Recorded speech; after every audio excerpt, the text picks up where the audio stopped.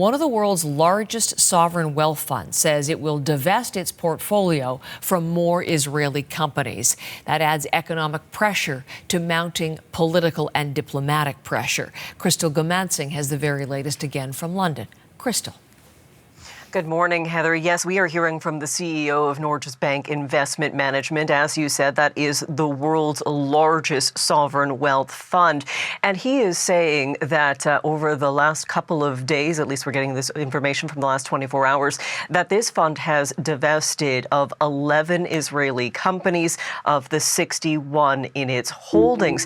Now, he is saying that this is the result of measures taken because of extraordinary circumstances, saying the situation in Gaza is a serious humanitarian crisis, and that Tangent is saying that they will further strengthen their due diligence. Now, Norges Bank Investment Management has been looking at their Israeli holdings over the past year, but we are seeing some movement, as you say, strong economic movement on this front now with this incredibly large investment management fund. Now, this is in addition to last week's move by the German government saying that it would no longer approve any military exports to Israel that could be potentially used in Gaza. So two concrete examples of action being taken by governments. And Heather, we know just last week, one NGO, the Norwegian Refugee Council,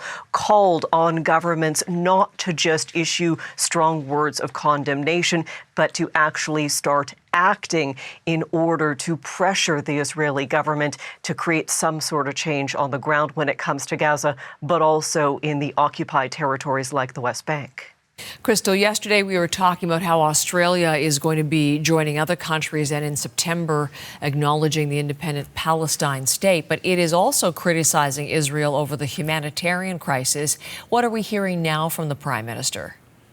Yeah, Australia's Prime Minister Anthony Albanese really had a list of issues that he said are of concern to international leaders: the humanitarian crisis, the situation around access to food and water, the number of killings that are occurring near these aid sites, and also Israeli settler violence in the West Bank. And he is saying that he spoke to Prime Minister Benjamin Netanyahu and said that it is clear that Israel's plan is just to keep doing more of the same. The loss of life that we're seeing around those aid distribution points, where people queuing for food and water, losing their lives, it is just completely unacceptable. And we have said that. I spoke with Prime Minister Netanyahu. He again reiterated to me what he has said publicly as well, which is to be in denial about the consequences that are occurring for innocent people. So there you have the Australian Prime Minister saying that the Israeli government is in denial about the humanitarian crisis unfolding in Gaza.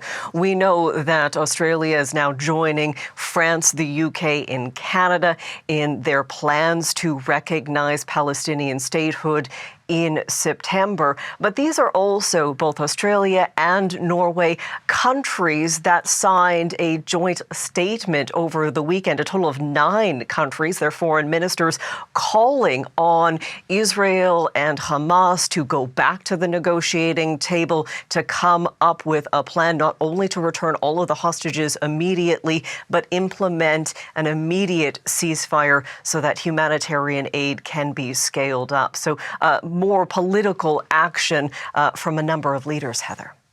Thank you, Crystal. Crystal Gomansing is in London.